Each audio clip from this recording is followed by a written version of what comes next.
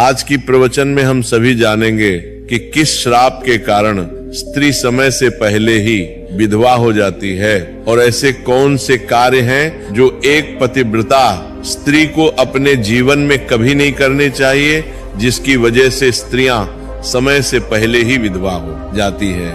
सभी माताओं बहनों से विनम्र निवेदन है कि इस पवित्र कथा को पूरा अवश्य सुने और अपने जीवन में इसके संदेश को अपनाएं। चलिए आपका ज्यादा समय न लेते हुए इस ज्ञानवर्धक कथा को प्रारंभ करते हैं। एक बार की बात है जब भगवान विष्णु के सबसे बड़े भक्त और त्रिलोक में विचरण करने वाले देव ऋषि नारद मुनि जब अपनी वीणा हाथ में लिए हुए आकाश मार्ग से विचरण कर रहे थे, तब उन्होंने आकाश मार्ग से खड़े होकर धरती लोक की ओर दृष्टि डाली। उन्होंने देखा कि धरती लोक में एक सुंदर बगीचे में कुछ स्त्रियां फूल तोड़ रही थी। वे सभी स्त्रियां देखने में लगभग एक ही उम्र की प्रतीत हो रही थीं। उनके चेहरे पर युवा अवस्था के लक्षण स्पष्ट थे, परंतु देवर्षि नारद ने जब गौर से देखा तो उन्हें एक विचित्र बात दिखाई दी।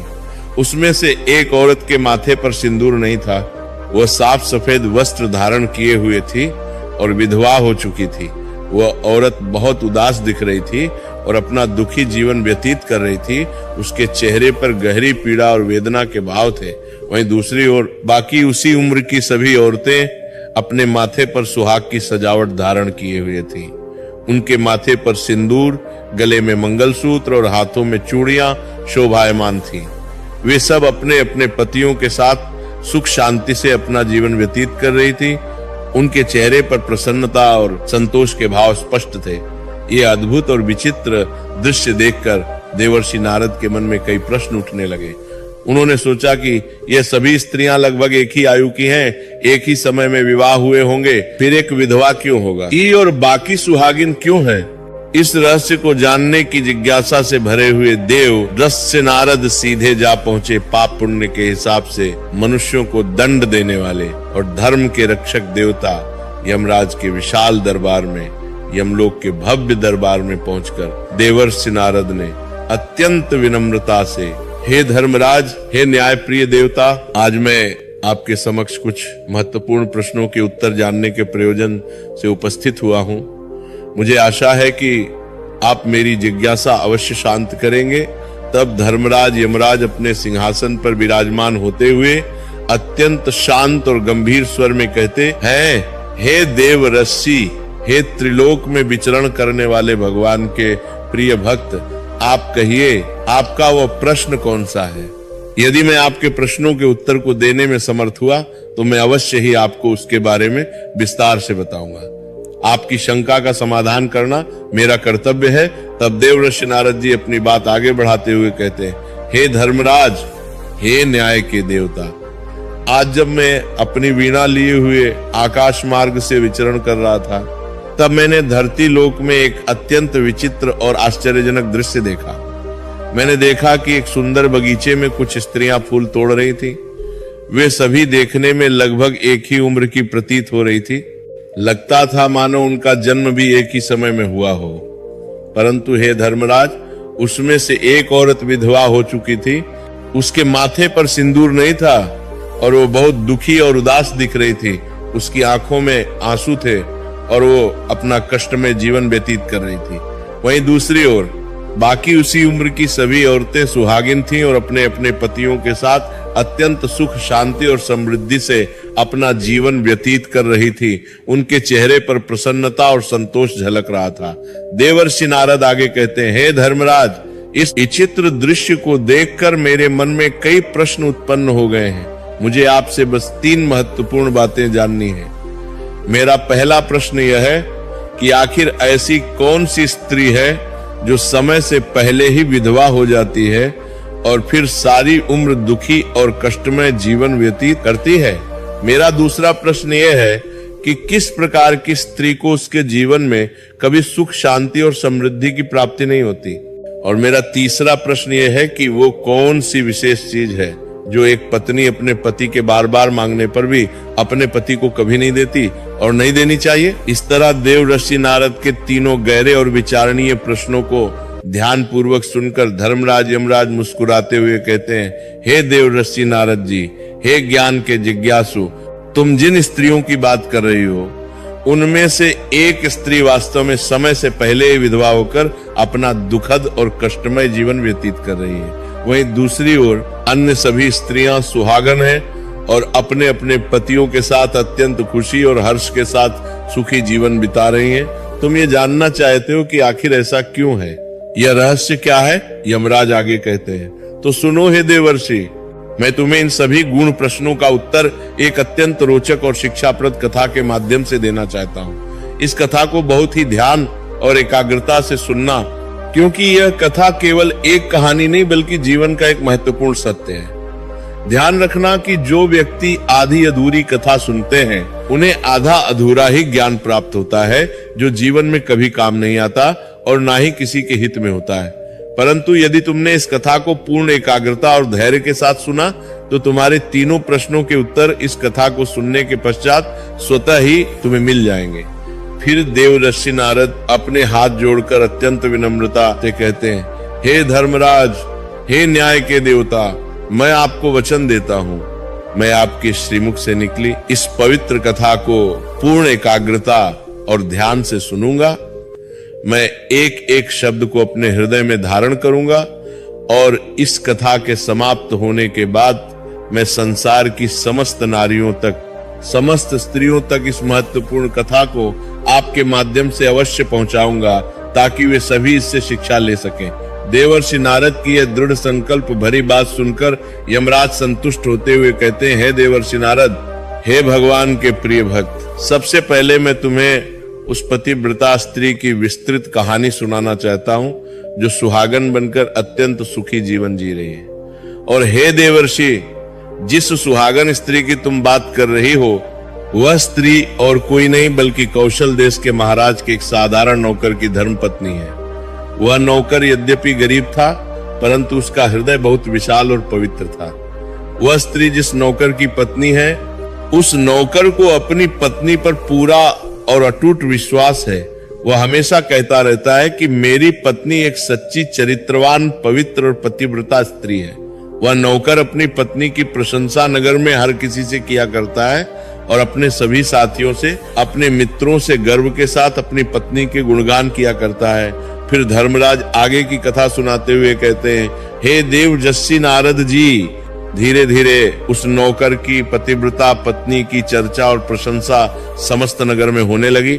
लोग आपस में कहने लगे कि कौशल नरेश के नौकर की पत्नी बहुत ही सती, सावित्री और पतिव्रता स्त्री है। धीरे धीरे ये बात फैलते फैलते हुए राजा के विशाल दरबार में भी जा पहुंची। जब राजा ने अपने दरबार में ये बात सुनी तो उन्हें भी जिज्ञासा हुई। राजा ने तुरंत अपने उस नौकर को अपने दरबार में बुलवाया। जब वो नौकर राजा के सामने उपस्थित हुआ तो राजा ने उस नौकर से गंभीरता से पूछा, हे नौकर, मैंने सुना है कि तुम हर किसी से, नगर के हर व्यक्ति से ये कहते फिरते हो कि तुम्हारी पत्नी एक चरित्रवान, पवित्र और पतिव्रता स्त्री है।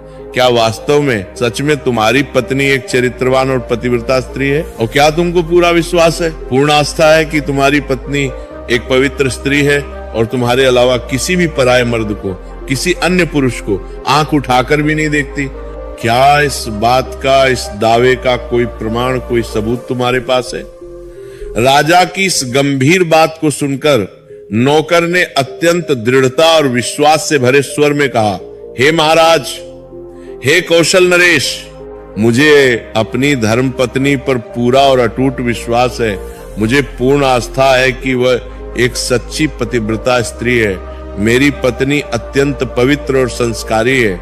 मेरे अलावा वह किसी भी पराये मर्द को, किसी अन्य पुरुष को नहीं देखती और ना ही उनसे बात करती है। नौकर की इस दृढ़ विश्वास भरी बात को सुनकर राजा के एक चतुर और अनुभवी मंत्री ने, जो दरबार में उपस्थित था, व्यंग्य भरे स्वर में कहा, क्षमा चाहता हूं महाराज, परंतु ऐसा कैसे हो सकता है कि एक स्त्री किसी अन्य पुरुष को न देखे? यह तो बिल्कुल असंभव है, ये नहीं हो सकता। हे महाराज, ये नौकर बस बातें बना रहा है। फिर वो मंत्री अपने अहंकार और घमंड में आकर राजा से कहने लगा, हे महाराज, यदि मैं इस नौकर की बात को गलत साबित कर दूं, यदि मैं इसकी पत्नी का पतिव्रता धर्म नष्ट कर दूं, यदि मैं इसे सबके सामने झूठा साबित कर दूं तो इस नौकर को क्या सजा मिलनी चाहिए? यह सुनकर नौकर ने तुरंत कहा, हे महाराज, हे न्याय प्रिय राजा, यदि महामंत्री जी किसी भी तरह से मेरी पत्नी का पतिव्रता धर्म नष्ट कर देते हैं, यदि वे सफल हो जाते हैं तो आप मुझे फांसी की कठोर सजा दे देना, मैं इसके लिए तैयार हूं। परंतु महाराज, यदि महामंत्री जी मेरी पत्नी का पतिव्रता धर्म खंडित नहीं कर पाए, यदि वे असफल रहे तो इनको भी कुछ उचित सजा अवश्य मिलनी चाहिए। न्याय दोनों पक्षों के लिए समान होना चाहिए। नौकर की यह दृढ़ और साहसी बात सुनकर राजा ने सोच विचार करके निर्णय लिया और कहा, यदि मंत्री असफल रहा तो उसे भी फांसी की सजा दी जाएगी। मंत्री ने अपने घमंड में ये बात स्वीकार कर ली और नौकर से पूछा, बताओ मैं तुम्हारी पत्नी से ऐसी कौन सी वास्तु लूं, ऐसी कौन सी चीज लेकर आऊं जिससे तुम मान लो, तुम्हें विश्वास हो जाए कि मैंने तेरी पत्नी का पतिव्रता धर्म वास्तव में खंडित कर दिया है। तो नौकर ने सोच विचार करके कहा, हे महामंत्री जी, मेरे विवाह के पवित्र समय पर दहेज में मुझे एक कीमती पटका और एक सुंदर कतर मिली थी। ये दोनों चीजें मेरी पत्नी ने बहुत ही सावधानी और प्रेम से संभाल कर रखी है, क्योंकि ये दोनों चीजें एक पतिव्रता स्त्री के लिए सुहाग की पवित्र निशानी है। यदि तुम ये दोनों मूल्यवान चीजें मेरी पत्नी से लाकर मुझे यहाँ दिखा दोगे तो मैं मान जाऊंगा, स्वीकार कर लूंगा कि मेरी पत्नी का पतिव्रता धर्म महामंत्री जी आपने नष्ट कर दिया है। तब मंत्री ने घमंड में आकर नौकर की ये शर्त स्वीकार कर ली और वह मंत्री दरबार से निकलकर सीधा नगर में चला गया। वो नगर में जाकर एक ऐसी स्त्री को ढूंढने लगा जो जादू टोना करने में निपुण थी, जो तंत्र मंत्र जानती थी। जो काम संसार में कोई नहीं कर पाता था, वह काम वह जादू टोना करने वाली स्त्री अपनी कुटिल बुद्धि और चालाकी से कर देती थी।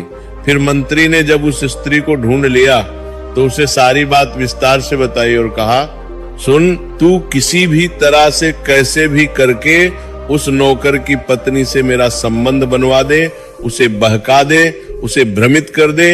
इसके बदले तुझे जितना धन चाहिए, जितना सोना चांदी चाहिए, मैं उतना धन देने को तैयार हूं। मैं तुझे माला माल कर दूंगा।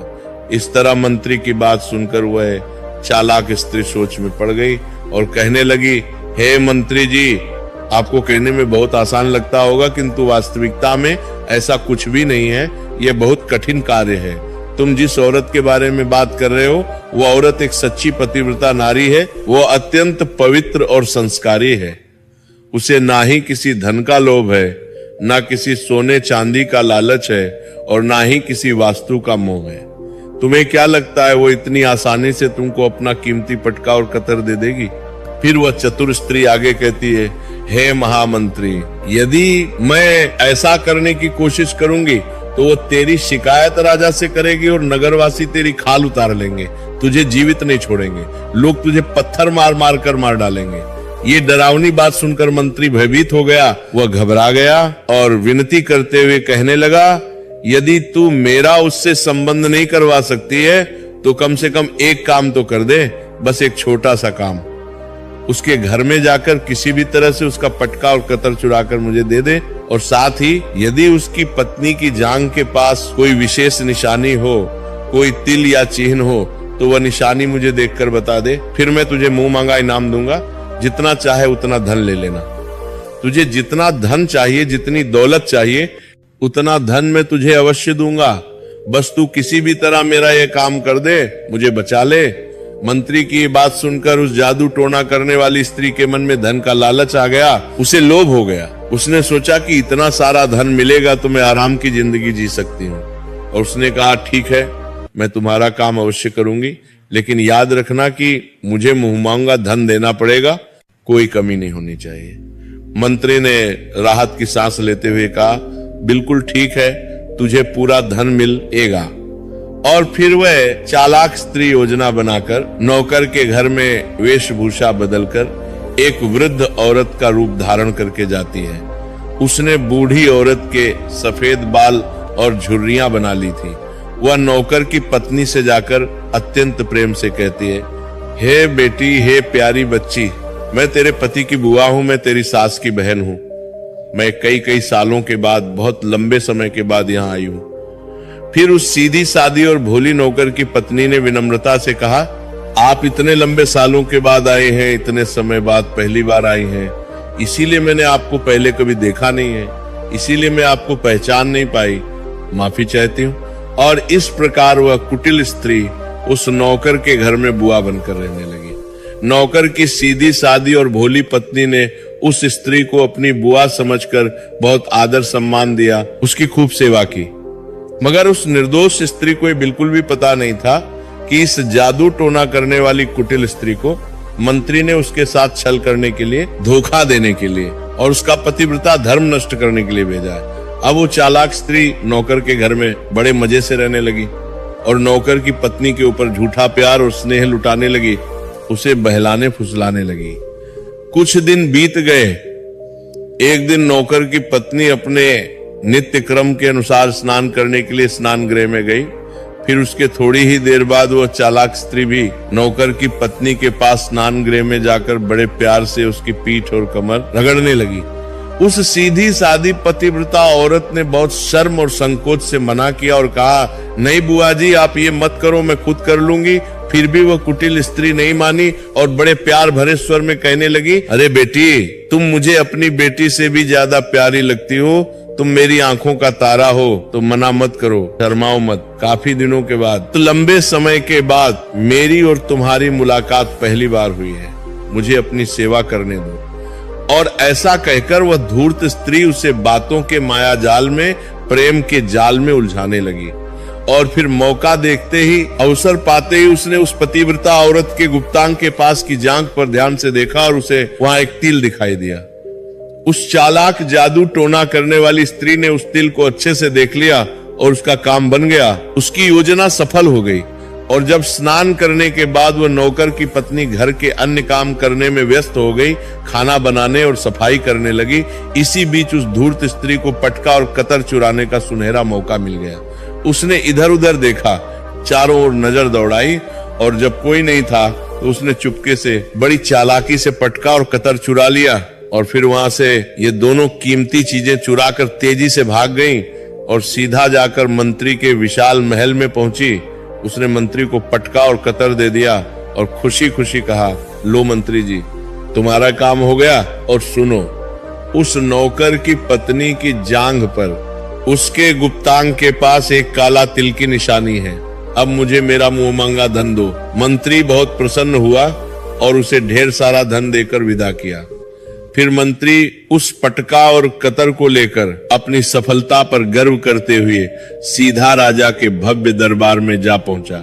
वहां पहुंचकर उसने राजा से घमंड भरे स्वर में कहा, हे महाराज, हे कौशल नरेश, मैं नौकर की पत्नी के साथ 2 दिन रहकर आया हूँ और ये देखिए, ये पटका और कतर उसी ने प्रेमवश मुझे दिया है, उसने अपनी मर्जी से मुझे ये दे दिया। इस तरह मंत्री की ये चौंकाने वाली बात सुनकर राजा ने तुरंत अगले दिन पूर्ण दरबार लगाया। सभी मंत्रियों और दरबारियों को बुलाया और फिर राजा ने उस नौकर को भी दरबार में बुलवाया।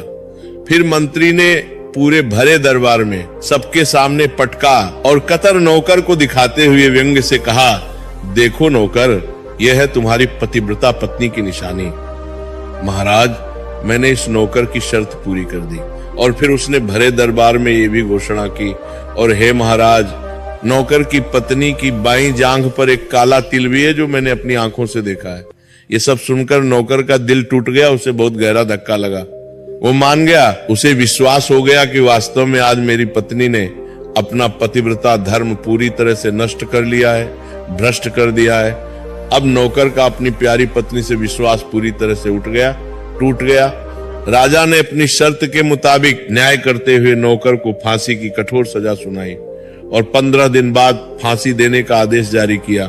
राजा ने कहा, नौकर को ठीक 15 दिन के बाद फांसी के फंदे पर चढ़ाया जाएगा। अब नौकर की मृत्यु के दिन धीरे धीरे समीप आने लगे। हर दिन गुजरता गया और फांसी का दिन नजदीक आता गया। अंततः वह भयानक दिन आ ही गया जिस दिन उसे फांसी देना था। जब उस निर्दोष नौकर को फांसी के फंदे के पास लाया गया, जल्लाद तैयार खड़े थे, तो परंपरा के अनुसार उस नौकर से उसकी अंतिम इच्छा पूछी गई। फिर नौकर ने दुखी मन से कहा, हे महाराज, मेरी अंतिम इच्छा यह है कि मैं आखिरी बार, जीवन में अंतिम बार अपनी पत्नी से मिलना चाहता हूँ। मैं उससे पूछना चाहता हूँ कि उसने ऐसा क्यों किया।